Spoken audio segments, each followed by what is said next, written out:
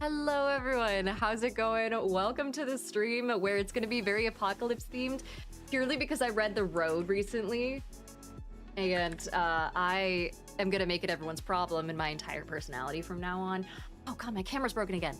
Fuck. Also, Noob says I'm applying to jobs. Oh my god, dude. Okay, there's been something in the air recently because everyone I know has been jobless for like... Granted, I work in the entertainment industry, so it's a little bit but work in the entertainment industry. My actual day job is in something entirely different. Let me fix this camera real fast for those who are watching on Twitch. But there are people I know who have been, you know, out of a job for like a year, people who have been like interviewing left and right, who've had promising interviews only to have it like fucking rug pulled under them last second. It's been really fucking depressing. Honestly, I wouldn't even know what I would do if I lost my job at this point. I wouldn't even take my chances with the job market the way it is. Cheese Prof says you gotta go to Jobland to pick up a job from the jobby trees. Jobby sounds like such an insult. It also sounds like a British term for like, God, what are they? Don't they have like, they call people tradies there, don't they? Hi, Elijah, saying what's up from New Jersey. Hello, hi everyone. I'm back on TikTok, surprisingly. They actually let me back on. So if you're watching on TikTok, hi, hello, good to see you. If you're watching anywhere else, great to see you guys as well, especially those over on Twitch. It's just easier for me to watch those streams. So hopefully, let me see if I can filter every. Okay, I got it all set up. It's been a while since I've done a normal stream. Let me fix this camera too. Jesus. Properties. Deactivate. Activate. There we go. Okay, should be better. Great to see you guys. And also, good to see all the new subscribers and returning subscribers again. Ippy21 resubbed with Prime for 21 months. Very on par, very on point. Vault Dweller 0011 also resubbed. Hey Vault Dweller, how's it going? Let's see. Angel Lover, hello. And Ashton says we love TikTok. We love TikTok when they don't ban me for saying dumb shit, like talking about the fact that I'm doing a giveaway for charity. And then they call it gambling. Anyway, Yamix said, why did TikTok not let you stream? They just thought that I was talking about gambling, when in reality I was talking about a raffle for the Cult of the Lamb game I was doing, and then also talking about giveaways for the sake of like the charity stream that we did, which was monumentally popular and did amazingly. We actually breached all of our goals for Doctors Without Borders last week. So if you guys join the Discord, it's in my bio if you're not watching on Twitch right now, but if you're on Twitch, use exclamation mark, I can talk, Discord. And if you go to the announcements channel, you can apply to win one of a bunch of different prizes. So that's something that's no purchase necessary. It's not gambling or anything like that. Firebird, hello. Thank you so much for the Prime sub. Good to see you. And then Clown Prince says, all hail the leader. Hello. Baltimore says TikTok has been weird since it was sold. It has been weird. I think there's just like, I don't know. There must be some degree of transition inside TikTok's like fucking corporate headquarters or whatever the fuck, where they don't know, the hierarchies get all fucked up and people don't know who to turn to when things go wrong with the algorithm and things like that. And so it gets a little iffy. But Notster says Diana's in the all-white outfit now that Sunday. It's not Sunday's Chains of Asmodeus. Hey, I've worn this on Chains. I've worn it before. I'm pretty sure. Maybe. I also just recently remembered it existed. I stopped wearing it for a while. I can't remember why. New BCC says, I think they just fired all the engineers. Dude, wasn't that massive fucking issue caused by the Cloudflare outage, like something where someone just flipped a wrong switch, or they relied on AI code and no one could fix it because they didn't know what was wrong because they relied on AI to do it? I don't know. Lucas says my lemon tattoo consultation is Thursday. Might have that done in the next couple weeks. Dude, that'd be sick. I'm so excited to see how that goes. And Nasser says, so is it that you're trying to avoid repetitive outfits? Yes. I only have so many all white outfits, and also the bit's gotten old and I wasn't expecting the campaign to go on for 30 plus episodes, so I was like, I think I can let it go now. But yeah. Perks, hi, says Ola. Did you change your color? Oh no, the color on OBS is different for your name. It's like lime green. Oh yeah, and then Angel Lover says, I'm 99% sure that was actually a cyber attack. Dude, speaking of cyber attacks and things like that, I talked about this a little bit on YouTube, the YouTube stream recently. We were talking about apocalyptic scenarios and apocalyptic books and things like that. I've been so looking for, I read, oh my god, what do you call it? The Road recently. And it's a very quick read. Cormac McCarthy, man, that guy's comma key never got any action, let me tell you.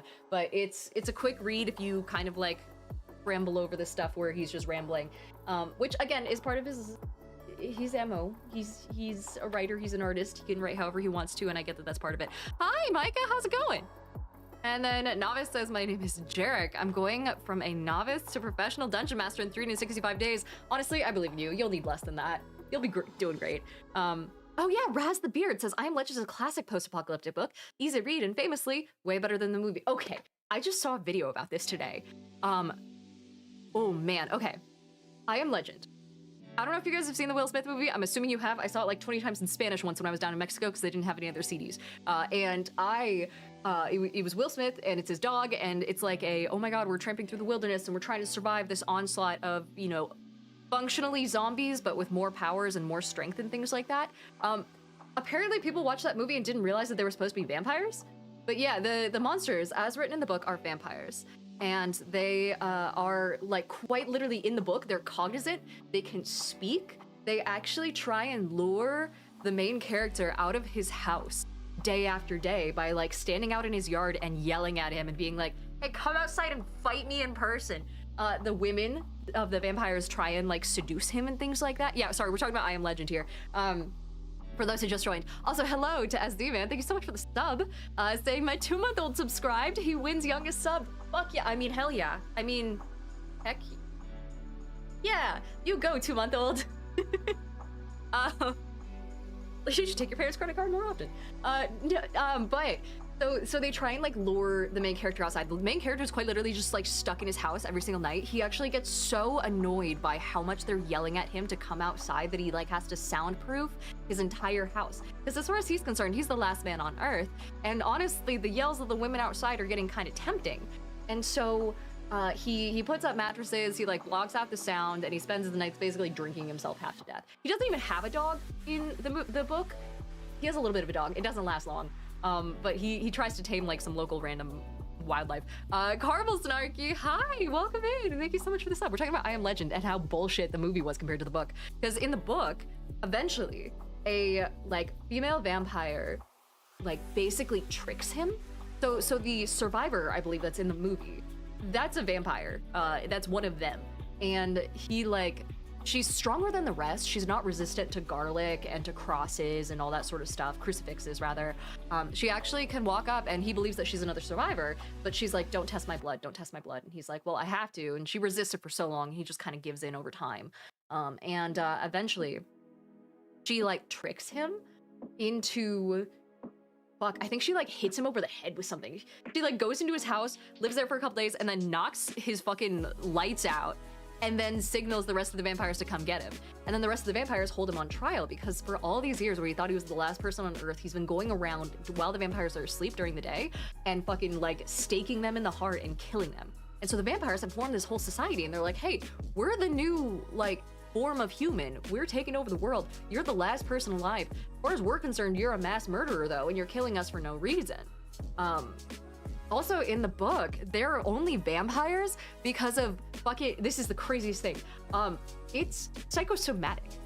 Full on, they're supernatural beings. They can like, you know, they're incredibly strong. They're allergic to daylight. They can die from a stake to the heart, and they hate crucifixes and they hate garlic. But the only reason any of that happens, he tested their blood.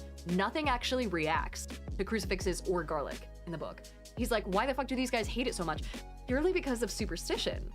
Where when these people like died or got transformed into these vampires, they believed that they were vampires, and they believed that vampires are supposed to like act fucking strongly and react strongly to garlic and crucifixes and all that. So they just started doing it. Cheese Prof said they're just LARPing. That's exactly it. They're just LARPing as vampires, and they did it so effectively that they built their entire society off of it, which is insane. Cashcal said, I too will die from a stake to the heart. I'm a vampire. So that's the thing. They kind of got like dusted, essentially. They like did this thing where their bodies would hold off, I guess, from air or something like that. I can't remember exactly what it was. Where normal weapons wouldn't work on them, but when their heart or some such shit was exposed to air through the stake, then it rapidly disintegrated their cells and it turns their entire bodies into ash. And it was definitely supernatural, and that's definitely not psychosomatic. But yeah, I don't know. Kristoff says the book sounds so much cooler than the movie. It is, because it's really this journey of this dude who's like fucking going stir crazy in his house by himself, lonely as hell, who has to, he goes out And he doesn't set up mannequins the way Will Smith does. I actually thought the mannequins thing was a really cool touch in the movie compared to the book. But he does go out into the world and he has to collect books on certain subjects like medicine to try and teach himself how cell biology works in order to teach himself how to do these tests, in order to run tests on the vampires and try and find a cure. Spoiler for a movie and a book that came out in God knows who fucking how long ago. Who fucking knows how long ago, rather. That it doesn't work, and obviously he dies, but his end sentence is like, oh my god, I'm legend to these guys the same way vampires were legend to us. Like, vampires have been long extinct for human society, but for these new vampires, humans have been long extinct, and I'm the last one surviving, and I'm their boogeyman, essentially. Like, I'm their, I don't know, demon coming after them. So, yeah. Anyway. Astronomist says, without spoilers, what did you think of Iron Lung? I haven't seen it. Although I can respect the fact that Markiplier is single-handedly saving AMC movie theaters right now, given that they're in a fucking spiral induced by $17 popcorn and a $20 soda, because fuck you. Yeah, I honestly think theaters probably deserve to die after a certain point, or they need to twist their niche entirely into like cozy theaters that are smaller and don't take as much shit, the same way that what's the one down in Austin?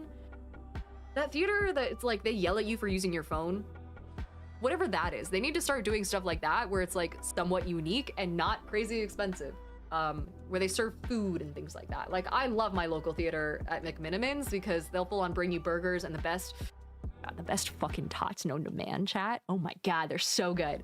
And they'll bring it to you. You have like couches and all that sort of stuff. Way less seating, but I'm kind of here for it. Although I said I like movie theaters that have food. Yeah, exactly. Like, what else am I gonna eat in a normal theater? $70 worth of popcorn, which is what, this much? And then a boozy milkshake that costs me an entire mortgage worth of money? Absolutely cannot. Jardin says, I love the Cajun tots. I can't handle the spice. I can't handle the Cajun tots. If they do Parmesan tots, oh my god, take all my money. You could charge me more than the Cajun tots. I don't care. Da Vinci also says, if someone figures out how to make movie theater popcorn, it's over for them. They sell it in bags. I'm pretty sure you could, like, hold on. I'm pretty sure you can go and buy movie theater style popcorn in several different varieties. Yeah, Pop Secret, Orville Redenbacher. Orville Redenbacher, you handsome man. They have so much of it. That being said, it's not quite the same. I think there's got to be some sort of copycat recipe where you actually take proper melted butter. You just, like, cut it with high fructose corn syrup. You mix it in. There's got to be a way. Isabel says they sell them in Costco. Really? Are they actually good? Oh, man. Okay. Ken over on YouTube says McMinimans is great. And Bree says your hair is so pretty. Oh my god, thank you. I haven't washed it or brushed it. It does this weird thing where if I, like, brush it back, it just kind of looks messy. I have to, like, paste the curtain bangs back into place. I'm working on it. RM Gamer Nerd says, can you at least roll your R's? You fuckers know I can't. How dare you? Luigi Prime says you can buy the movie theater butter. Really? But you have to buy the butter set. Oh, wait, hold on. Hold on. I just looked up at my search and I saw, I'm so sorry, Instagram, you're gonna have to go to Twitch or YouTube or literally anywhere else to see this. But yeah, they have, oh my god, the most fluorescent orange. This looks like antifreeze. This is the most fluorescent orange here. Instagram, I am gonna show you this because this is fucking funny. I don't know if I want to consume that. But it's butter flavored popcorn topping. You know why they call it butter flavored popcorn topping? Because it's not actually butter. They can't legally call it butter, and that's their fucking problem. Oh man. Valtroller says that's like 1% butter. At this point though, I don't care if it clogs my arteries. I'll die happy, and I'll actually have enough money left over from not spending it on popcorn to have a decent funeral afterward. So I'm kind of okay with it. There's so much other shit that I put in my body. I'm pretty fine with butter flavored popcorn topping with the worst branding known to man. I don't know. I like copycat recipes. Geek says, I can't believe it is not butter. It's not even it's like I can't believe it's legally distinct from butter and 3 degrees removed at least. I can't believe that this vaguely orange fluid has never met the teats of a cow. Oh goodness. Let me see. There we go. Extend chat a little bit. Hollow of the Night says, when you first got 50 subscribers, how long did you wait to live stream? I actually haven't started streaming until very recently on YouTube, actually. It's very much something that you don't really need a subscriber count for. You do need a following in order to really stream anywhere, unless you have something really powerful that is driving people to your channels, because discovery on YouTube and discovery on Twitch is famously bad. And they're aware of this, they're working on it. I'm not here to shit on Twitch because I actually really like their team and they're amazing and they're doing a really good job, but they are working on that discoverability thing. Until you have discoverability, you need to have an audience from somewhere else and you have to filter them into your channels, wherever you want it. Katarina says, I saw the title. I would sacrifice myself so people would eat me. Here's the thing about people eating you. Sorry, hard left turn back into talking about the apocalypse and things like that. Dude, first thing I'm doing during the apocalypse, I'm robbing the hell out of the nearest movie theater and getting all that fresh popcorn before it goes extinct, let me tell you. The thing about you wanting to get eaten or something like that is that, like, people, if you don't do it very early on in the apocalypse, it's just gonna be torture. Because people are going to want to keep you alive. It's very much like the Walking Dead core, and they're not wrong. Same with The Road. They had scenes like this where they were keeping a bunch of people in essentially a basement. That is, yeah, I don't know. They were kept in a basement and they kept like chopping off limbs one by one. Ugh. So it's, you got to do it real early on if you're going to have that be the case. But yeah. Oh, and then Espy, hello, welcome in. Sorry, I've got so many tabs open. Also, hello to Turtle Monkey, who has subscribed, having been subbed for 2 months. And then Soggy Doobie says, have you read World War Z? Yes. So, World War Z, infinitely fucking better as a book than a movie. The movie's great if you really like that sort of high action, nothing anyone's doing really kind of makes sense sort of vibe, self-sacrificial hero, that sort of thing. You just really like, what's his fuck? Who's the main character again? World War Z. It's not telling me. Oh, Brad Pitt.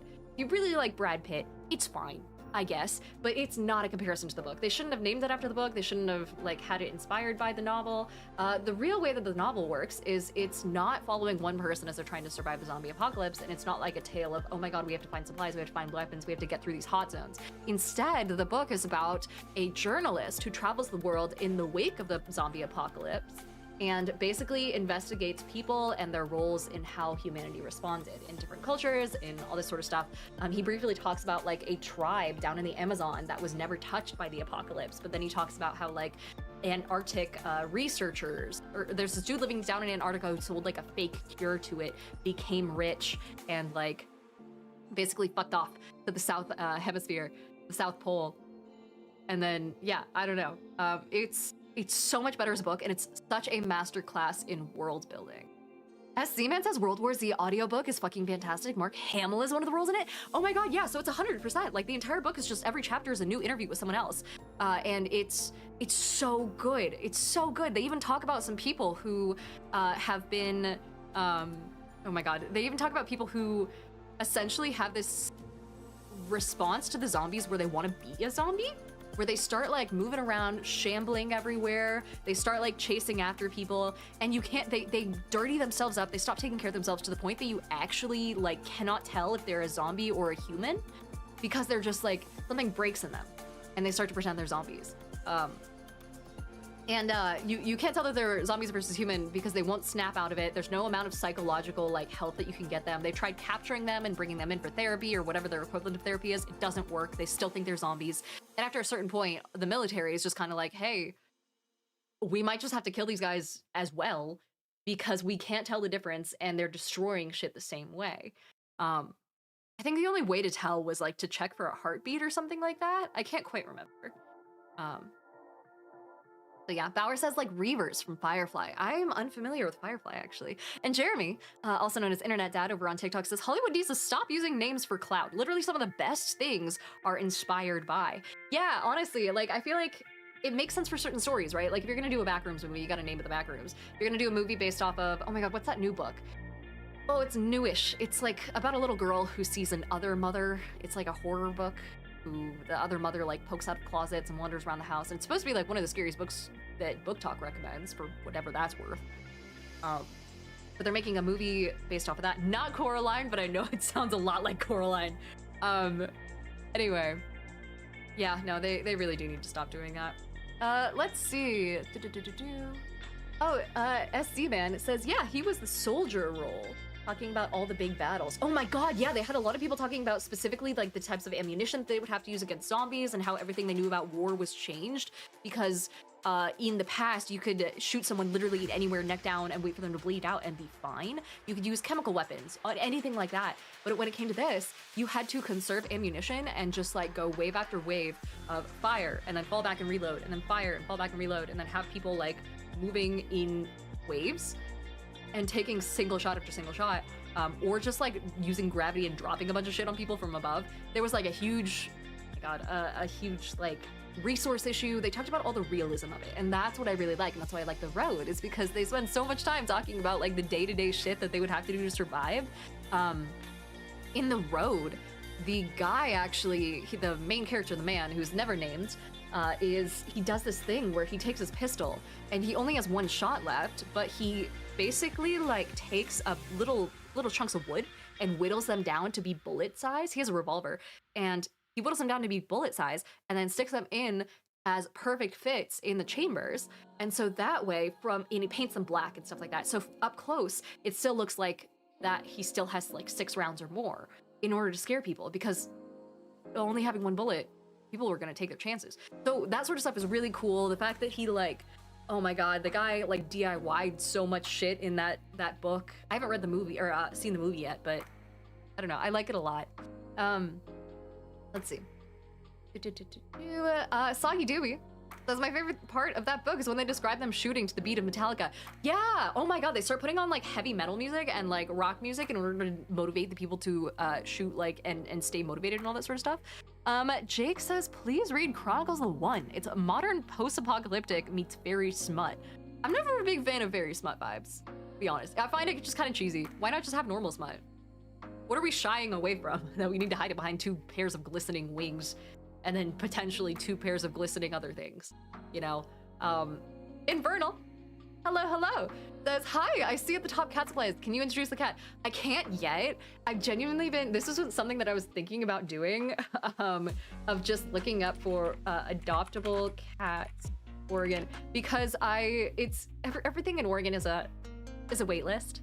Like, you really can't, wait, what the hell? Here we go. Everything in Oregon is a wait list. You can't do anything without waiting the longest fucking time. And so I was considering going through and like looking at potentially adoptable cats and being like, cat, what do you think about this little guy? But to be honest, by the time I get the supplies I need, it's gonna be a very long time between that and getting accepted and all this sorts of stuff. Some of these guys look so cute. Look at the buttermilk over here. So yeah, point being, I don't have a cat in mind yet, specifically because I'm just gonna adopt whatever comes around, but I also need supplies first. So we're saving up for supplies. I got a decent amount. I got a pile in my living room of things, actually, which I'm excited to finally unbox when I get the chance. There's like a full-on cat tree that needs to be assembled still. Ruin the Gamut says, hello. If you liked the interview style in World War Z, you should check out the Themis Files series by Sylvain Neuvel, a cool sci-fi story about discovering giant metal robot limbs buried beneath the earth. Ooh, does it turn into War of the Worlds? Or is it just like full on the science behind it? I'd be down either way. That sounds cool. Anything that has to do with like, hold on, is there like a list of post-apocalyptic novels? Novels. Apocalyptic and post-apocalyptic fiction. Close enough, I think. The apocalypse event may be climactic, such as runaway climate change, natural, such as an impact event, man-made, like a nuclear holocaust, medical, such as a plague or virus, religious, such as the rapture or great tribulation. What the fuck is a great tribulation? I don't know. I hope they're enjoying their tribulations, though. Or imaginative, like the zombie apocalypse or alien invasion. Yeah, okay. So I like stories like that, but I like the realism, and like the fact that in The Road they don't even talk about what the fuck happened is interesting. They straight up, I think the guy is just like, god, the only mention of it is that there's a bright flash outside and the dude wordlessly gets up, goes to the bathroom, plugs the bathtub and starts running the water to fill a bathtub. And his wife is like, what are you running a bath for? And he's like, I'm not because he was saving up drinking water because he knew it would shut off eventually. Like that sort of shit. Oh my god, and fucking oh my god, this is an elite game, and I'm so sad that I haven't been able to play it in so long. Project Zomboid. It is such a good post-apocalyptic, like zombie apocalypse simulator that I fucking love it. I kept doing runs essentially where I would gather enough supplies to subsist for a little while, and then I'd just get bored and then wander outside the shelter and then die because I was dumb. And that's honestly pretty realistic too. Luigi Prime says, ooh, Project Zomboid is so great. It is. Let's see. Hi, Lorraine, over on YouTube. And Merkhair says, to go back to a previous topic, is it true that Flavicool is a theater popcorn additive, making it taste the way it does? I have not heard that word before. It sounds sciencey, though. Let's see. Fired Clay says, an omniscient reader's viewpoint in the apocalypse. I never liked the concept of omniscience. I also never liked the concept of whatever the fuck Stephen King does in his apocalypse to make it so that someone suddenly develops powers. Fuck that kind of apocalypse, dude. I hate it. It ruins a realistic apocalypse story. I want the gritty realism. I want to hear like a play-by-play of people going through every single house and every single shelf and like how they're building their bases and things like that. I love that sort of stuff. I don't like the weird thing where people just get powers and all of a sudden become a manifestation of good versus evil or some shit. That's fine for some people. That's not my vibe. Which is probably also why I don't like the fairy shit, potentially, but I'd have to give it a shot. I'd have to try and see. Let's see. Clockwork J says, yeah, Flavicool is the flavoring that they use during the cooking process, and it's yummy, people are saying. Oh, okay, gotcha. Luigi Prime also says, yeah, me and two friends are holed up in a tire shop, and we have survived for a while. Dude, if you had to choose a location for, and I know there's some obvious answers, but I feel like there are some that maybe people are thinking of that other people might not have thought of yet. If you had to choose a location to hole up in and to turn into your base, like the fucking prison in The Walking Dead, or the farm in The Walking Dead before it got overrun by zombies, or the prison in The Walking Dead before it got overrun by zombies, or literally any location in The Walking Dead before it got overrun by zombies, or like the mall, like in Day of the Dead, or, oh my god, in The Mist, where they took over that grocery store. The Cheese Prof says Eton College. A college specifically is a very good fucking option. Especially because you could have, oh wait, Cheese Prof says Windsor Castle. That's actually a way better fucking option. So,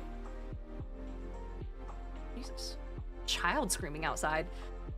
I'm getting too on edge. This is, someone says the Mall of America. I feel like the Mall of America is just too much ground to cover though, you know? Let's see. And then Brian Rose says, I just watched The Road. It was great and terrible. Oh wait, how was it as a movie? I might watch it here soon, because I just finished the book like 2 nights ago. Also, hello to all the new followers over on Twitch. We have Killer Peppy, Kui, we have Dr. Gibbert, George Taylor, E-Seal, Eat, Play, Roll, RoadTube, Fired Clay, Ashier, HSB, K-Splains, The Uriverse. Holy shit, The Uriverse? Doggy Doobie, Ruin the Gamut. Hello, hello. Hi to all you new followers. It's good to see you. Run the Gamut says 28 years later, they have an island with a single land bridge that can only cross in low tide. Yeah.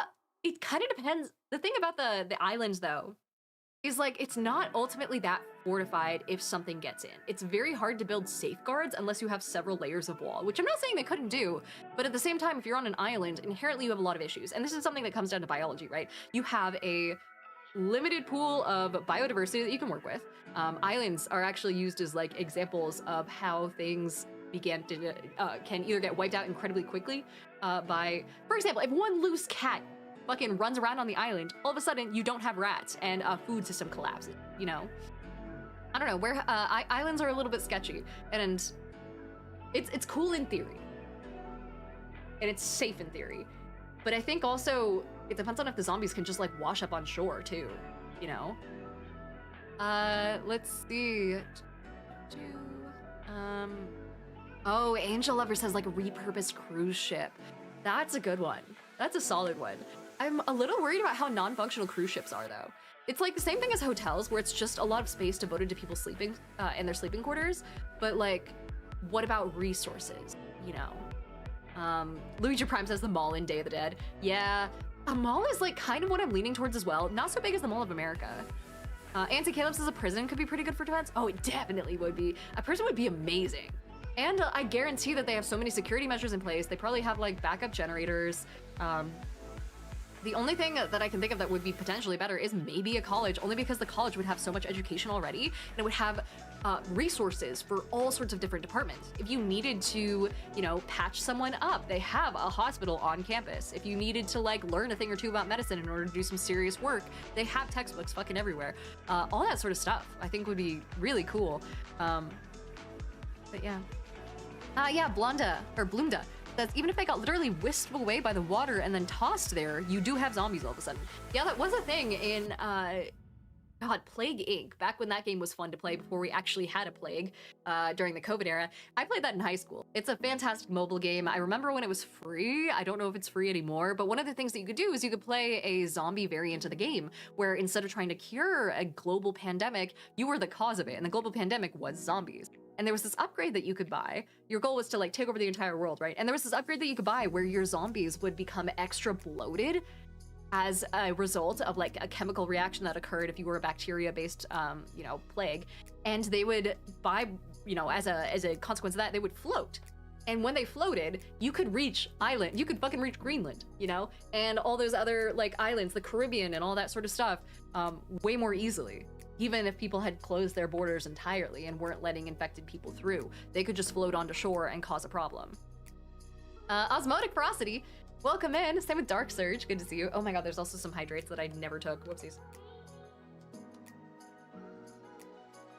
Osmotic Ferocity says, IKEA is definitely my zombie apocalypse spot. I feel like it'd be fun.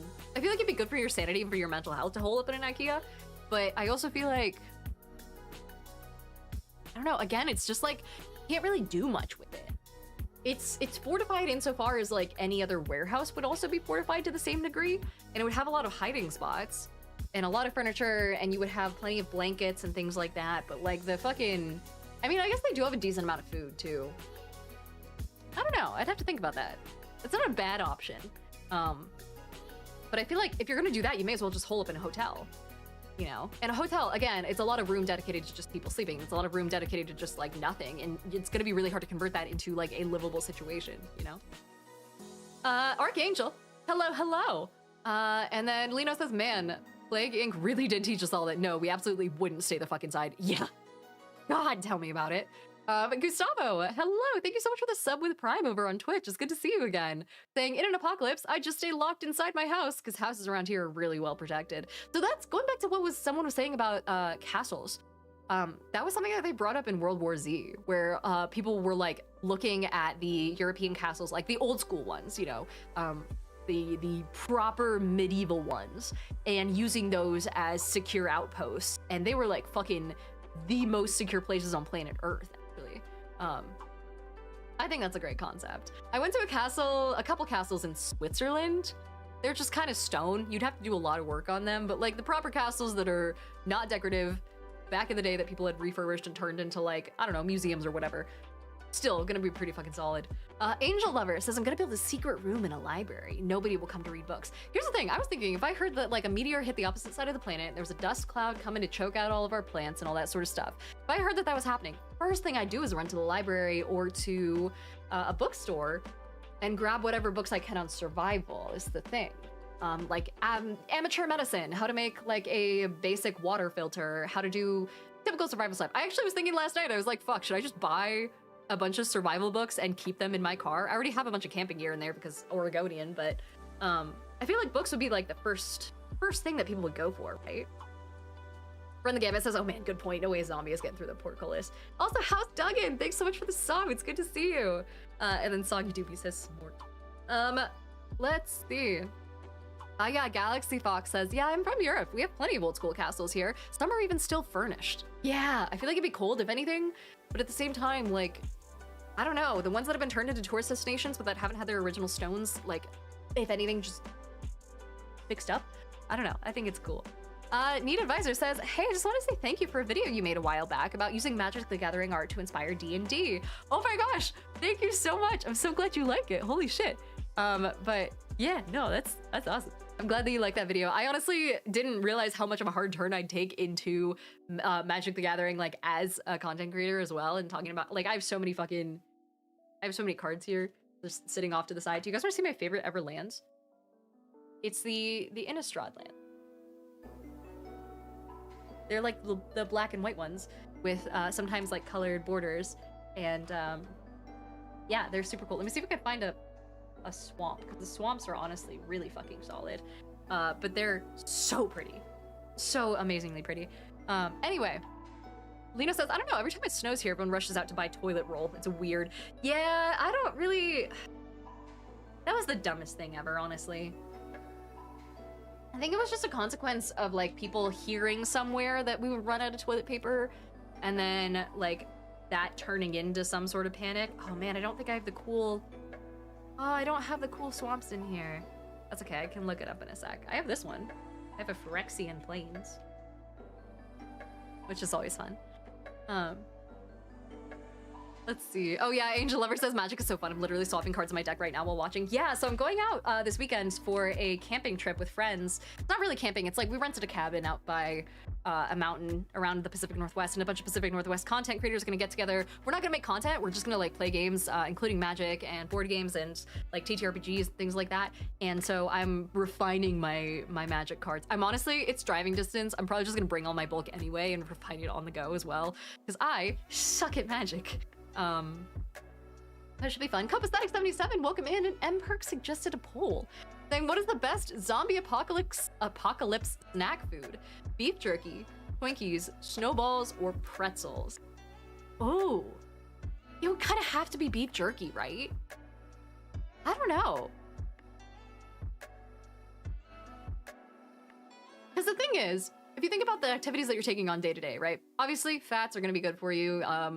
You need carbohydrates because that's basically all that your brain runs off of, and without them, you're gonna fucking hate yourself. But like beef jerky, do whatever fucking workouts you're doing, whatever training you're doing, it's not gonna amount to shit if you can't build up your muscles because you don't have enough protein, you know?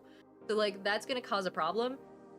Luke says, oh my god, I just had a great idea. I'm gonna soak some old, cheap Magic cards so they're pliable and basically make paper mache designs with Magic cards.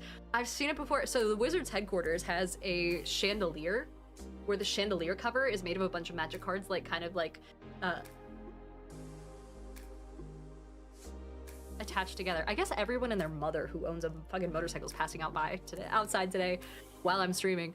Oh yeah, random NPC says I'd have to pick beef jerky just because it's got proteins and stuff. Also, at this rate, the apocalypse is the only time that you're gonna get beef jerky at a reasonable price. Because isn't it crazy fucking expensive nowadays? I'm not a beef jerky gal.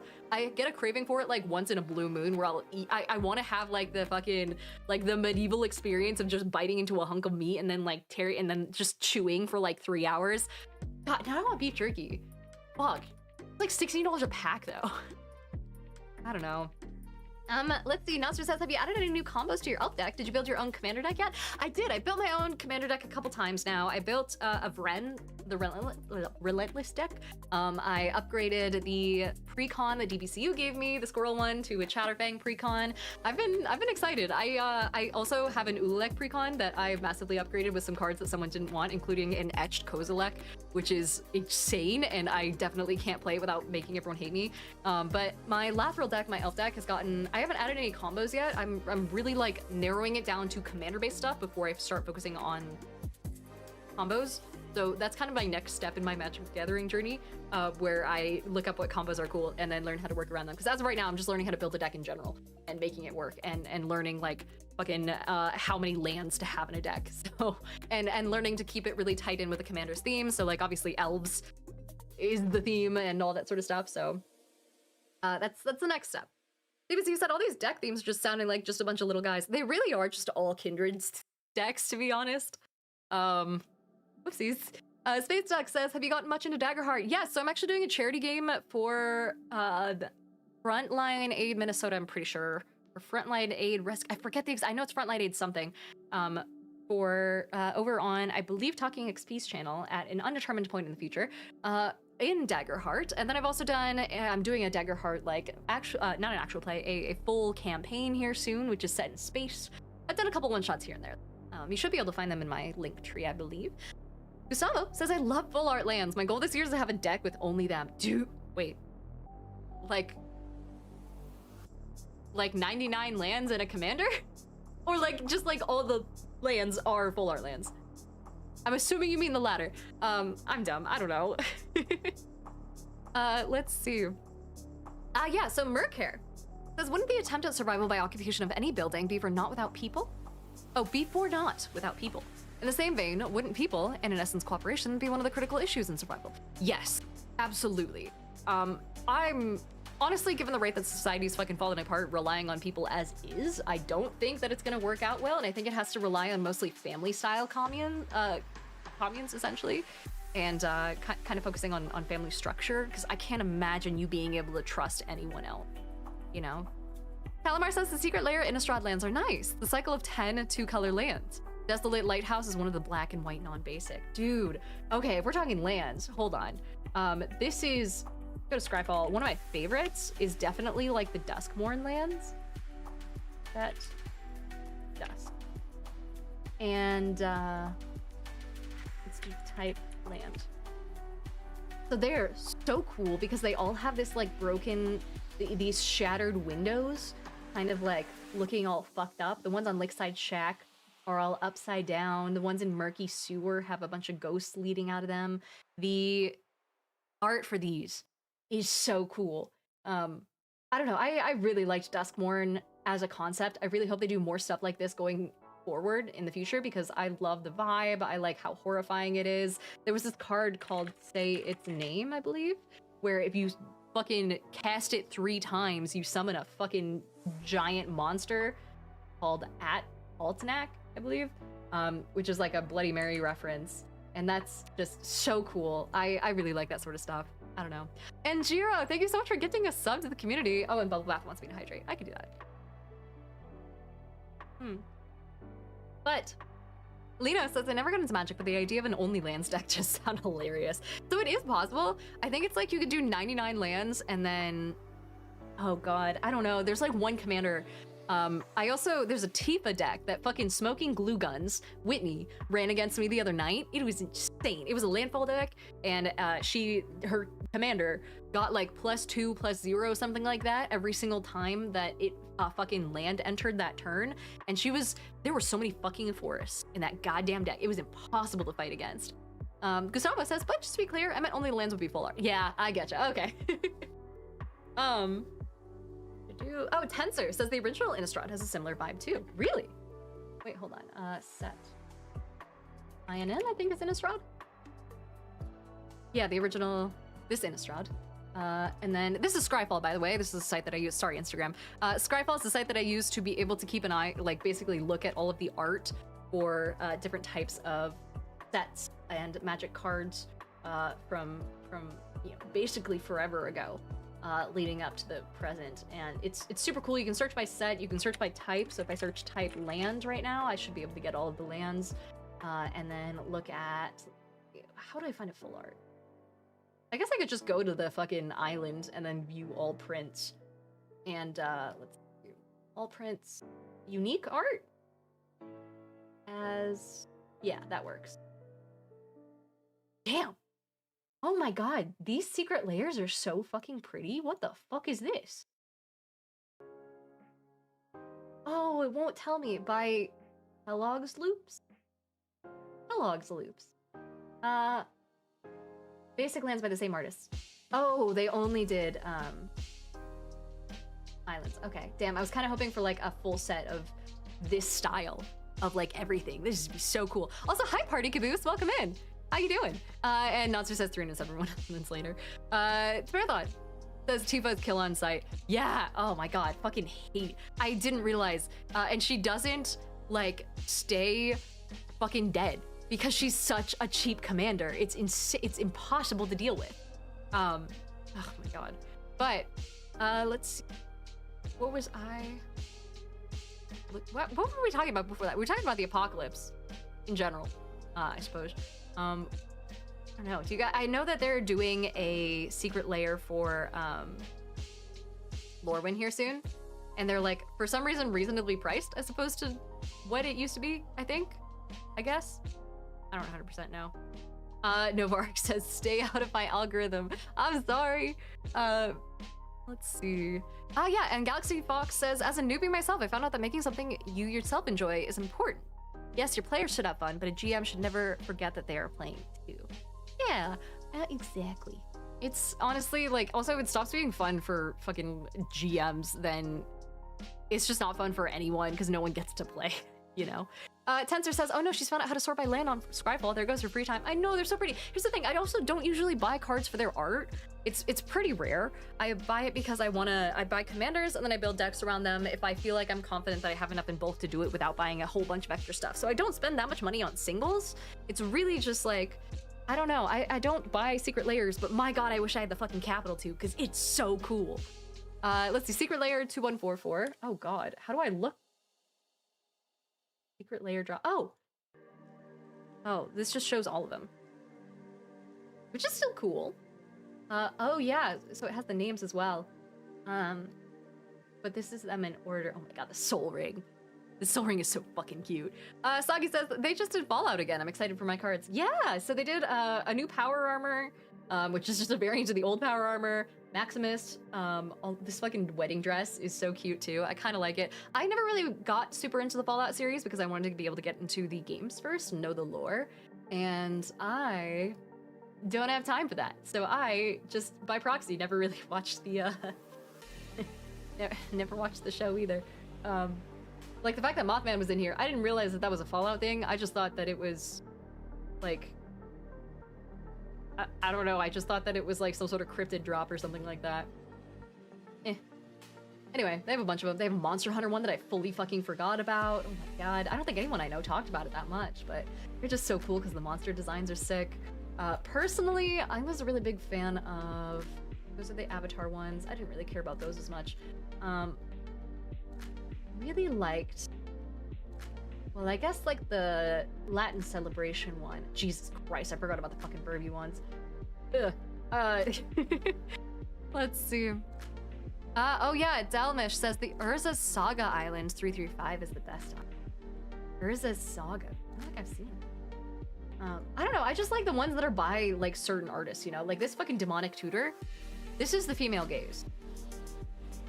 This is what it is. Also, Crawford Angel says, I didn't realize you streamed. I love your content on TikTok and YouTube Shorts, and I hope you're enjoying stream. I am. I'm having a good time. Also, Mosio says, hi from Italy. Hello. And then Drew says, hi. Hello from YouTube. Oh my gosh, you guys are great.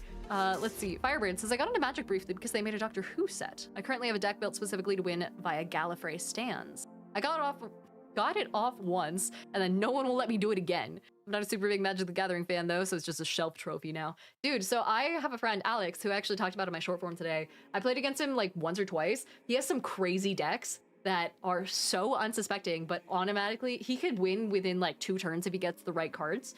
And I know cards like that exist. I know decks like that exist. He says it's purely because he plays against like CDH players. I didn't, oh man, I was not familiar with how far that this game could go. It was honestly inspiring. I thought it was really cool to see. So, I don't know. Gustavo says, what about the Office cards? Oh my gosh, yeah, the Office ones are right here. Dwight's Destiny, which is insane. I have a friend who got the Dwight Schrute Hey King version of Heliod, and like, it's actually so fucking good. It's insanely good. But yeah, the 2 Recyclopses, the fucking Tragic Slip, which is insane. Yeah, I don't see many of these around super often, honestly. I mostly see like Ghostly Prison maybe, and then Dwight Schrute, personally. Yvette says, I'm building a rats deck and I'm super excited to be throwing waves of rats at people competitively. Yeah, and the rats are really cute. I don't know. Kylie says, do you like Pokemon? I do. I have a favorite Pokemon, but I don't know anything about how it's been recently and anything to do with like later sets. It's really not my thing. I don't play the video games and I don't really know anything about the lore, the anime, any of it, unfortunately. I don't have any of the cards except for the ones that people got me for Sceptile, my favorite Pokemon, the best boy. And let's see, give us, oh wait, no, Crawford says, I've been enjoying asking people this question, but I will be DMing and GMing my first ever D&D campaign this Wednesday. Do you have any advice or tips to make it a better experience for everyone? Ooh. I mean, it depends on what the campaign is.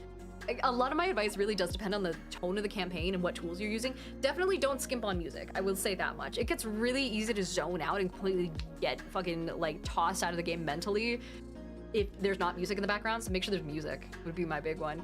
Lord Duffmeister, Numbskulls, C. Warworth, hi, hello, and Crawford Angels, hi, thank you so much for this, the follows, you guys. Party Caboose, thanks for the sub. And then Lit Cookies on 7 streams in a row. Welcome in. Let's see. Geek one says, I once played against the Brazilian champion in a Magic the Gathering event, and he beat my ass so spectacularly that I clapped for him. Here's the thing, I have so many friends who are at that, not that level, but who are really fucking good at Magic the Gathering, and I just feel bad playing against them because I don't want them to like beat me so strongly. I want them to at least have a fighting chance against someone.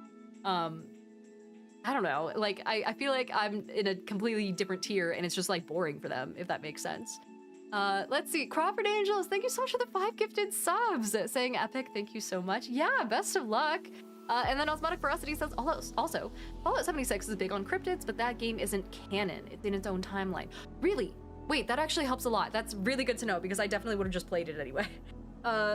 Firebird says, I don't have friends, or I have friends who are very big into the game, but I don't really want to be competitive like them because I don't want to get mean about it. So this was a thing I wanted to do for a while with my content creator friends who are all into Magic right now, is I want to get them all together to build a deck around some theme. I could throw out a theme night of like TV shows, and then they have to pick a specific TV show and then build a theme around it. Obviously The Office is too easy because of Secret Layers and things like that. But I could say like, build a wizard themed deck, you know? Or build a theme deck around a certain Dungeons and Dragons class. Also really easy because they release D&D stuff, but you know what I mean. And so like, people will do that quite a bit, but I want to do like a game night where there's no price limit, but if you cast a card, everyone else at the table gets to vote on whether or not it actually fits the theme. And if it doesn't fit the theme and you can't argue that it does, then it automatically gets countered. So, I don't know. I want to do stuff like that. Let's see. Also, how did my mic sound? Because I noticed during recordings, it sounds a little weird, and I don't know if that's just me. I'm doing like a special thing where I'm playing The Wolf Among Us, and I noticed that in edits, it like cuts in and cuts out a little bit, and so I think my muting, whatever it's called, is too high. Oh, okay, sounds good to you. Maybe I'm just fucking crazy then. I don't know. Angel Lover says, I introduced Magic to my group. I played Higher Power in college and started an arms race when I taught my friends back home. Yeah, dude, the arms race of it is so crazy because it's like such a, it's such a pay to win game, you know? God Revenant says, hear me out, Eldrazi. Exactly. Dude, my Eldrazi deck is literally called Hear Me Out. But yeah, I don't know. Nasser says there's no gating whatsoever. Okay, someone's gonna have to report back on the long forms that I'm doing then, because it sounds really bad in the long forms. I don't know. Let's see. Doggy says proxies are amazing. Yeah, I don't really like proxies personally, but that's because I'm the type of person who needs to have everything very orderly and organized, and I can't, in my head, I can't play with the deck until it's finished and perfected. And then I'll just keep like playing that same deck over and over again until it's finished. And to me, it'll never be finished as long as there's a proxy in it, but that's just a personal thing. Other people can play with proxies against me all they fucking want. I don't know. Space Duck says, what do you think of having a D100 fear escalation dice / table for Daggerheart? I think it'd be a cool extra challenge. So I don't know a lot about Daggerheart, or at least I don't know enough to be able to comment on how well fear mechanics would work in it. I have more experience with D&D, but even then, not with fear. I would say, I think there should be some sort of counter. I don't know. I really don't know enough about Daggerheart, honestly. It's very much out of my range. I'm sorry. Oh, and Abraham says, has anyone successfully played against or made a colorless commander deck? I've been playing with the idea. Yeah, so I played against a Walls of Ba Sing Se deck last night where it had that helmet. I think it's called the Helm of the Host. It had Stuffed Doll. It had a Pariah Shield, and it had some sort of bulwark, some sort of artifact creature. There was not a single color in that deck, but it made it so that the Walls of Ba Sing Se could assign damage equal to their toughness. They lost Defender, all that sort of stuff. It was really cool to play against, honestly. It was the only thing that I've seen stand up to the Eldrazi deck. But Ninja Superman, thank you so much for the 5 gifted subs. Oh my gosh. Let's see. Space Duck says, this is why I got so far. See what you think. If it's a link, you won't be able to put it in, I fear. But Lucas says, Dinah confirmed, I can print out counter stream proxies to gift to people. That's actually fucking funny. I think that'd be hilarious. But let's see. Tensor says, colorless is too easy. Mono snow is the way. Oh god, I don't see much snow stuff. But Let's see. Hey, Sotark says I'll be working with Apollo, the tall nerd. Yeah, Apollo's great. Apollo's an amazing player too. Oh my god. I would be recommending him for so much shit if he wasn't in Scotland and all the shit that I need is in person, I fear. But he's awesome. He's amazing. Abraham. Oh wait, I answered that already. Let's see. Soggy Doobie says Snow needs more support. I love those cards. Yeah, I mean, so let me see. That's a secret layer drop. Oracle. No. Here we go.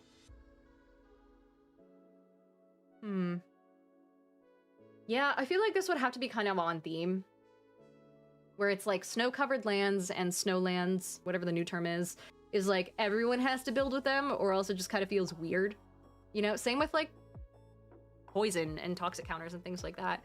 You know, if you're not defending against it, it's a little bit weird. Fortune says, what game are you playing / discussing? Right now we're talking about Magic. I have also been playing Green Hell personally lately. It's really fun. Again, a survival game. I do really like survival games. I just don't have, there's just not a lot of them that aren't horror games or supernatural in some sense. I don't know.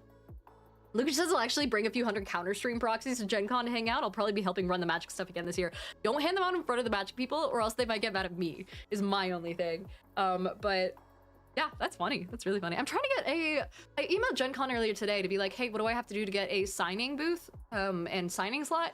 And I'm concerned it might be invitation only, but if I can make it work, I'll make it work.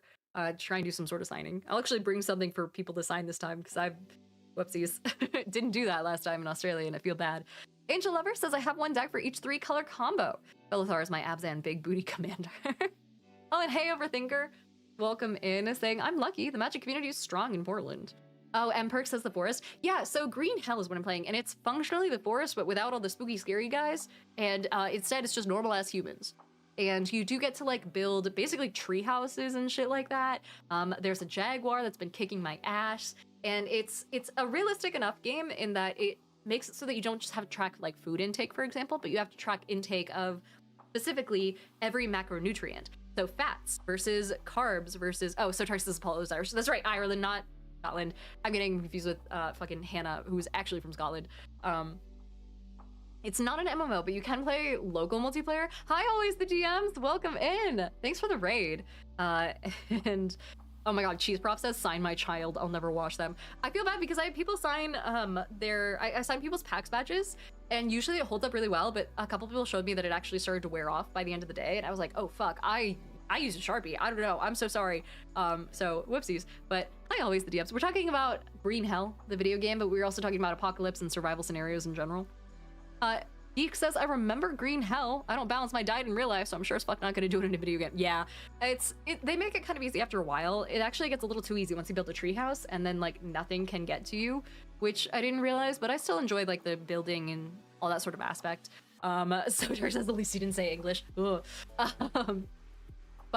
the other game that I really liked the survival and building aspect of was, back in the day, fucking Conan Exiles, where you could go around, you could breed all these monstrous animals, and that was like an okay amount of fantasy that I quite enjoyed, and I liked the fact that you could go around to different parts of the map and build up your skills, and then eventually get to the point of kicking the ass of some oversized crocodile at a specific coordinate somewhere. So I like that sort of progression, but anything that's not too grindy and that has a degree of realism, I'm so here. So if you guys have Rex, let me know. That's not the forest, because I'm scared. I refuse. Afro Samurai says, I love Green Hell. Yeah. And then let's see. Abraham Spiker says, I've only gotten into Magic within the last 2 months. Could someone please explain what the deal is with snow-covered lands? They just have certain, snow is a type, you know? And it's just one of those things where there's certain cards that integrate well with snow keywords. You know, it's kind of like a divinity counter. It like doesn't mean anything on its own, but certain cards will give you bonuses depending on whether or not you have snow lands or snow creatures or anything like that. So like this card, search your library for a snow land and put it into play tapped, then shuffle your library. That's quite nice. All this sort of stuff. Some things scale with snow. It's like the same thing as if you had like elf cards, you know, it's just another keyword. Infernal says, what about Ark Survival? I actually never looked into Ark. Wasn't Ark super technology focused? Ark Survival Evolved. Yeah, anything with guns I'm not usually a huge fan of, because then I'm like, I prefer fantasy. Like the fact that it got into fucking Techno Tyrannosaurs was just a little bit weird for me. I might try it someday because I'm pretty sure I have it. I'm pretty sure I have it, but I also don't like MMOs so much. I like cozy local multiplayer games, to be honest. Geek says Conan Exiles is awesome. Yeah, dude, I wanted all the DLC so bad back in the day. I would have sunk so many hours into that game. Oh, I'm so excited. Oh, I want to go back to. I want to finish Green Hell, run through all of the Assassin's Creed games in order, including one. Run through all of the Witcher games in order, including one, and then get back into Conan Exiles when I have infinite free time. Cable Snarky says Dune Awakening is pretty fun. Yeah, so it's the same creators, actually. And oh wait, someone says Ark was mostly just taming dinosaurs over on Instagram. Damn it. Yeah, that's not really my thing. I don't know. But as far as Dune, it's the same creator as Conan Exiles, so you can actually hear a lot of the same sound effects, see a lot of the same UI, sort of like stuff transferred into more of a modern, futuristic setting. I just don't know anything about the Dune lore, and so I don't really get into things that I don't know the lore about, unfortunately. So, if anything, that's the reason I haven't watched the Markiplier Iron Lung movie is A, feels weird to go watch a YouTuber's movie, and I wanted to see if it was good first before just throwing money at a YouTuber I like, but also B, I wanted to watch the original gameplay first, and then also by proxy read the original story first because Iron Lung is based off a book. The video game is based off a book, and then the movie's based off of, I think, also the book, but by proxy the video game, you know. Osmotic says, so apocalypse or fantasy, but not mixed together. I have yet to see a lot of decent apocalyptic fantasy. I guess you could consider the, what was it called? The Time We Had? No, what was it called? There was a book about the moon getting closer to Earth. Life as We Knew It, yeah. So there was a book called Life as We Knew It, which was, I kind of consider it a little bit like fantasy science fiction-ish, only because this would never happen and this apocalypse scenario physically could not happen. But it's really cool. It's about and I talked about this on YouTube, so forgive me if you're watching on YouTube and you saw this already, but J-Max says one does not simply run through the Assassin's Creeds. Oh shit. Well, hey, I'll try my best. I'm excited. I really want to. I need to get back into the Assassin's Creed games. When they broke the fourth wall with Juno staring straight at the camera as opposed to talking to Ezio, oh my god, my fucking heart stopped. But Life as We Knew It is basically about it's this trilogy, I believe, a 3-part book series that was supposed to have 4 parts, but then they cut it down to 3 or something like that. And it's a young adult series, which is the only downfall. It's not quite adultish enough, especially compared to things like The Road. But in the book, there's like this cosmic event that happens that everyone goes and grabs telescopes for, everyone's excited for. It's like watching a meteor shower, right? And what happens is everyone's waiting because scientists said, hey, there's gonna be a meteor hitting the moon. How crazy is that going to be? Everyone watch because it's going to hit at this exact time. So everyone gets their telescopes, they go outside, they watch the moon, and then they see that not only does the meteor hit the moon, but the meteor was way more dense than they thought it would be, and it actually knocks the moon closer to Earth, and people watch the moon get closer into our orbit. And then everyone's like, okay, weird, that wasn't supposed to happen. And then the apocalypse starts. Slowly, day by day, you know, these coastal areas start flooding like fucking crazy because the moon affects the tides. It actually affects magma like activity as well, like magmatic activity, and it starts pulling magma up towards the surface of the earth a lot more, so volcanoes start erupting more, and it causes ash to cloud the earth and, you know, choke everything out. And it's not like fully apocalyptic where people are wandering the roads and they have to like, you know, go house to house looting. A couple people do that. A couple people actually get into robbing the dead in one of the later books. A couple kids, mind you, go around like robbing the dead for their supplies. So that's a huge plot point. But yeah, I don't know. It's a cool book because it was very much like realistic and it didn't go full apocalypse, but it was still like, hey, we're struggling to survive day by day. Like here's what we're eating today. I gotta find pens because I'm filling out this journal, but I don't know if pens are extinct already. That sort of stuff. Ooh, Lucas says chat, chicken rings? Chicken rings or pizza rolls? What the fuck is a chicken ring? Is that like an onion ring? But with spherical chicken? Anyway. What were we talking about? Oh, let's see. Deuce Covington says, I've been doing movie-style location scouting for a locally based set Fallout TTRPG campaign I'm dreaming of. Ooh, that'd be cool. Hell yeah. Modifius has a really solid Fallout TTRPG from what I understand. It might be, I don't know what system it uses. I'm a little skeptical on that front. But hi, Catfish, how's it going? Saying, how are you? We're doing good. Now I'm hungry that someone brought up pizza rolls. Fuck. I think I have French fries that I could warm up. this is, oh my god, every once in a while I go on a French fry binge where I will get like one of those massive bags of frozen French fries from the frozen section of the grocery store, and then just like munch off of it for the next 3 months. Like 350 degrees, 12 minutes, some fry sauce, which is really the only reason I eat fries, by the way, is as a delivery method of fry sauce. Ugh. Basically breakfast, lunch, and dinner. Short King Pirates, this is the first time ever catching one of your streams. Hope you're doing well. I am. Thank you so much for hanging out, and welcome to the stream. Oh my god. Oh yeah, and Outland Station says I'm building an apocalyptic fantasy RPG setting that I call Shattered Suns. I'm borrowing a core concept from the Dark Sun setting. I'm unfamiliar with Dark Sun, actually. I also saw someone mention the Dune books and saying that they're actually like really good. I don't know, they seem scary in how big they are, and I'm not one to shy away from big things, but that's a lot of book for me. Yeah, let's see. So Vlaj says the books are dense, but Dune is actually a pretty cool setting. It kind of created a lot of stuff from later settings used, like Star Wars, 40K, and Stargate. See, I just don't like any of those. I don't know. I'm not big on sci-fi. Not to the futuristic degree of sci-fi stuff. I don't know. Noster says, it's been a minute since we did a Mezzoa. Could we see what animal we need to blame the next world plague on? Oh shit, yeah. Let's do it in a couple bits, because it's not gonna take that long. We still have 15 minutes left. But let's see, Daniel says, hello. A little while back, you gave me some advice on my potion system for D&D, and I wanted to let you know that I decided to make it based on real-life chemistry, and the players are loving it. Fuck yeah, dude. That's awesome. Especially when it comes to, like, reagents. Real-life chemistry is so much an echo of, like, old-school alchemy that it already naturally makes sense. So that's fucking sick. And then, let's see. Ooh, woo, hello. Saying, what about the Wheel of Time? Is that Brandon Sanderson? I've heard that before. The Wheel of Time. Oh yeah, it's Brandon Sanderson. High fantasy novels with Brandon Sanderson as a co-author of only the final 3 installments. Jesus, it has a role-playing game, a video game, a soundtrack album, a television fucking series with 3 seasons. Oh, okay. But is it straight up fantasy though? It has dualistic concepts of God and Satan, the foundation of Zoroastrianism, something. Oh, that's kind of cool. I'm kind of here for it. The thing is, I kind of need, if it's high fantasy, does it have magic? I'm assuming it does. But also, does the magic make sense? Because I need magic to make sense in my world. This is what I didn't like about the Song of Ice and Fire. It didn't make sense. There were no rules. I didn't fucking get it. Even if something as simple as what Aragon has, where it's like, oh yeah, equivalent exchange. You gotta kill something to make life. That sort of stuff I can get behind.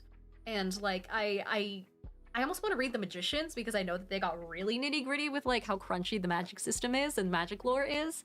So that'd be kind of cool if it does. But it has to be good magic. It has to be lore magic. If it's just like, oh yeah, someone waved their hand and something happened, it's like, what the fuck do you mean someone waved their hand and something happened? What? Huh? Where are the rules, dude? Let's see. Ooh, Overthinker says Wheel of Time is the longest and densest fantasy series I've heard of. Sanderson finished it, but I prefer the stuff he worked on his own. Oh, I getcha. Oh yeah, and then Fiance, hello, saying I had to switch over from Instagram so I could focus. Oh, hi, hello. Now you can actually see like what I'm sharing on my screen. Holy shit, welcome to Twitch. Infernal also says, so you want your magic to be in lore science. Exactly, basically, yeah. That's why I like D&D as a magic system as opposed to Powered by the Apocalypse games, because I really like the concept of it being like, here's a key set of spells. If you're a wizard, you can copy spells, but you need to do it with this specific magic ink, and you need to do it within this amount of time. Like, I love that sort of stuff. That's the core of why I like crunchy games, is because I like lore, and the more lore you hand me, the fucking better. But anyway. Oh, Outland Station says Dark Sun is an old AD&D setting. It's defiler magic that destroys the environment. See, that's cool. That stuff is sick. Anyway, let's do Metazoa real fast. I'm gonna go ahead and say goodbye to everyone over on Instagram right now, only because you guys can't participate in Metazoa, and after this we're ending anyway, but I do hope to see you guys over on Twitch or YouTube or TikTok, preferably Twitch though. That's really where the party's happening and where I'm seeing the most of chat. So I hope to see you guys there. In the meantime, thank you so much for hanging out. Seriously, it's been awesome talking to y'all, and I'll see you tomorrow at 5. Pacific. Perfect. There we go. Instagram's gone. And then Alex says, so with 5e, it also makes sense that some items can cast set spells. So like I just got these 2 daggers that when I throw both down, a wall of fire is thrown up. It's so cracked. Yeah, I love that sort of stuff. I think it's cool. Also, Helm Hamburger says, yeah, and in D&D, if you just want to know someone's thoughts, you just need a penny. or 2 copper pieces. Exactly. So like where you can and this is something that it's genuinely I never talk about it because so many other people have talked about it before and made content about it. But if you look at the like components, material components for spells, so many of them are puns or references to something. Deadass, go take a look. It's so cool. Hi, Aladial. Thank you so much for the sub. Great to see you. Wait, what was I just gonna look up? Oh my god. Metazua.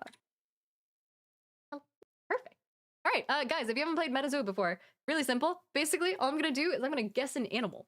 And in order to guess this animal, we have to go through and like basically go rank by rank. If you are, for example, there's gonna be a goal animal that we need to get to, and we're gonna go down the kingdom, phylum, class, order, genus, species, and get to the exact species that this game is thinking of. It's like Wordle, essentially. So to start off, does someone want to just like throw out an animal? Cheese Prof already said shrimp, so yeah, we can absolutely do shrimp. And they get like crazy with the options because it's fucking anything. Tiger prawn will do. Ooh, or a mantis shrimp? No, let's do prawn. Because when you said shrimp, I immediately got hungry again. So what this will do is it'll tell us how close we are, what the goal animal and our guest, the tiger prawn, have in common, which is they're both pancrustacean, which is a clade, but it also includes all hexapods. So that means crabs, that means insects, I believe. That means that's a lot. It's a lot of stuff. But it's something with probably 8 legs or 6 legs, 8 legs, something like that. It's basically a bug. So yeah, but it's probably not. So if a prawn is a shellfish, we can pretty much guarantee it's not a shellfish. Because if it was, then it would be closer to tiger prawn. If pancrustacea is the only thing that they have in common, it's probably something else. Emperor says this is right up your alley. It really is. This is why we started doing it. I forget who brought it up at first, but it was so cool, so fucking fun to watch. Let's see. Let's see. Oh my god, Infernal says a spider. Yeah, we could do a spider. Or I almost search your name. Spider. We'll have to be a little specific, so we're gonna do a huntsman spider, because those are scary. Oh shit. Oh, it's not an insect or an arthropod. Oh, okay, so it is a pancreas. Okay, got it. It's a crustacean. I get it now. It's a crustacean. I'm dumb. I was thinking about it backwards. So someone guessed lobster. We can absolutely do lobster. Let's see. I'm also forgetting everything that I learned in college. Ooh, but it's not a decapod? Okay. Decapods are a large order of crustaceans within the class Malacostricata. Malacostrica? That includes crabs, lobsters, crayfish, shrimp, and prawns. Okay, so we've ruled all of those out. We know that our target animal is not a decapod. It's not a crab, lobster, crayfish, shrimp, or prawn. But we do know that it is a pancrustacean. So it is a crustacean that isn't a decapod. Fucking somehow. I don't even know what that could be. Maybe more legs? Maybe less legs? Seahorse or scorpion? Let's try seahorse. I kind of want to... I think the marine thing is a good vibe. I think that's the right direction to take. But we gotta, like, work out what the fuck these guys... Okay. A seahorse isn't even close. Whoopsies. Yeah, aren't seahorses fish? Yeah, they're definitely not arthropods. So, whoopsies. Someone says hermit crab. So, hermit crab would be under decapod. Because this includes, like, all crabs, basically. That'd be too far down the line. Need to go back up here. Sea spider, I think is the same thing. Isn't that also just a crab? Sea spider's not in here. Helm Hamburger says all life leads to crabs. Not all life, but basically everything that's a decapod or a crustacean, like anything that is a lot of, yeah. A lot of related things are turning into crabs. It just happens to be efficient, dude. A trilobite. I think it has to be extant. Or sorry, not extinct. Are trilobites extinct? Hold on. No. Yeah, sorry. Isopod, we could do... Yeah, pillbug. And see. But that might toss it in with the arthropod. Oh! Eumolacro... Oh my god. A subclass of crustaceans containing almost all malacos crustaceans. 40,000 species. Okay, the remaining subclasses of crustaceans that are not in this group are Phylocherida and possibly the Hoplocherida. I don't know any fucking Phylocheridas or Hoplocheridas off the top of my head. Horseshoe crab or snow crab. Horseshoe crab? Or, if I can spell horseshoe. Jesus. Horseshoe crab. It's loading really slowly. Oh, I do have a lot. I have a lot of tabs open, don't I? Whoopsies. Hold on. All right. Horseshoe crab is up with the Cheliceratas. Oh my god, fucking spider warning. So that includes sea spiders, horseshoe crabs, arachnids, and a number of extinct lineages. So we know it's not that either. What the fuck is this gonna be? Overthinker says this is all either Greek or Latin for me. Someone says a mollusk. Oh no, not so much. Krill? Try krill, maybe? Over on YouTube. Hi, John, on YouTube as well. Nah, krill is you. See, everything I can think of would be down here. I have no idea. A barnacle? I mean, maybe, but a barnacle would be like a would shellfish be in here? Like oysters and that sort of vibe? No, it's not. JMac over on YouTube says, not sure I was recommended this live stream, but I'm glad I did, until I heard about not liking Star Wars. But what are you about? Mainly Twitch? Lots of questions. Yeah, I do tabletop content for the most part, board games, video games, and then I mostly stream on Twitch, but I do pretty much everything. Where the fuck did that land? Barnacle. Ooh, it's under Multicrustacea. Okay. Prawns, woodlice, barnacles, copepods, amphipods, mantis shrimp, and others. Mantis shrimp are in kind of a separate category from normal shrimp. So let's try mantis shrimp. And see... I almost hit praying mantis, whoopsies. And see if it's like further up the food chain than I thought. No, what the fuck? What is happening? All insects are hexapods. Oh. This is one of the most confusing ones that I feel like we've had.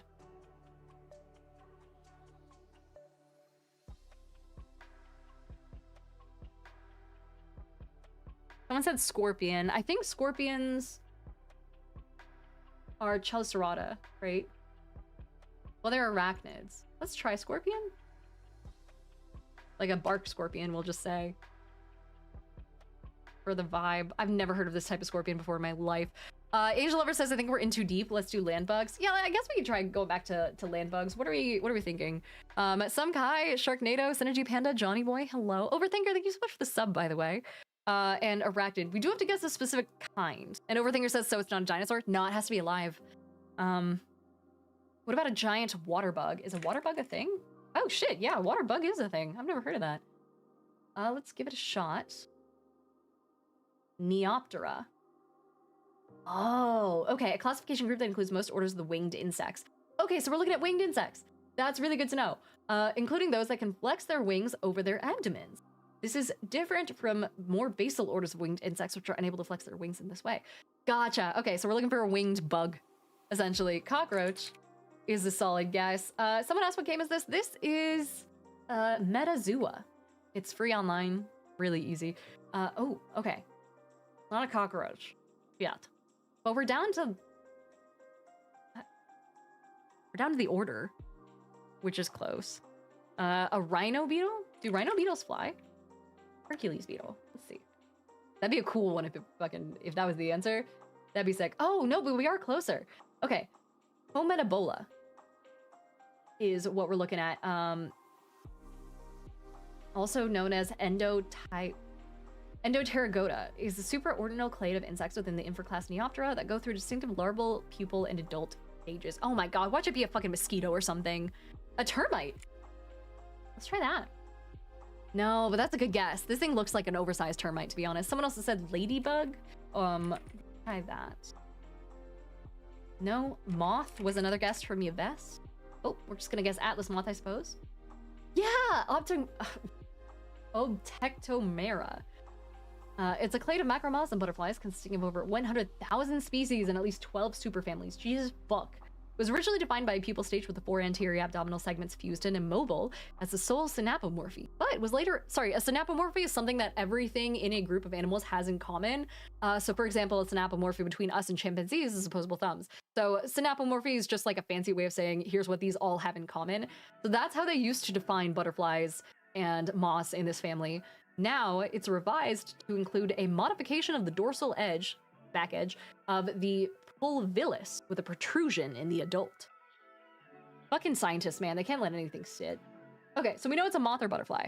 Monarch is a very good guess. We do have to get kind of specific about it. It won't let us just say butterfly in general. Oh shit, monarch butterfly was it. Fuck yeah. All right, Danae's Plexipla. Plexipla. The monarch butterfly, or simply monarch, is a milkweed butterfly in the family Nymphalidae. Other common names, depending on region, include milkweed, common tiger. Damn, imagine being called a common fucking tiger.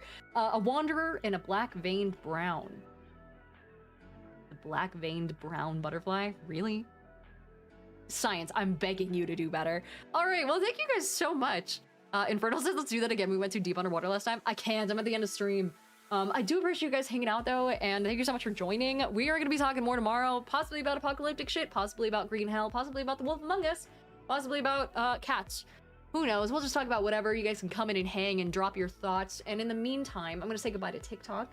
And then for those who are on Twitch, hang tight. I'm gonna send you guys over to a friend of mine who's likely got to have the same interests as you. You'd be surprised. You might have also just seen their faces around. If you're watching on YouTube, I hope to see you on Twitch next time, so that way you can join the community a little bit more strongly, and I can see your comments a lot faster. Let's see who's on.